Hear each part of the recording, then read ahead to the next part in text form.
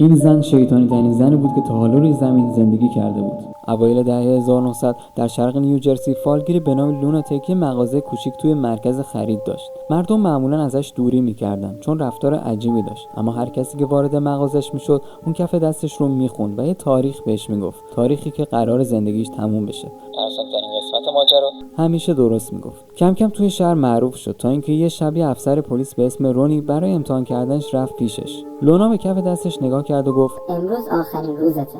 رونی خندید، بهش توهین کرد و گفت فردا همینجا برمیگردم تا ثابت کنم دروغ میگم. ولی با این حال اون شب ترجیح داد خونه بمونه. حدود ساعت 10 شب خوابش برد، اما نیمه شب با شوک بیدار شد. لونا بالای تختش ایستاده بود. با صدای آروم گفت ببخشید اگه بیدارت کردم. درگیری شروع شد. رونی با سختی تونست از دستش فرار کنه، ولی لونا دنبالش کرد و با فریاد گفت من فقط سرنوشتتو کامل میکنم.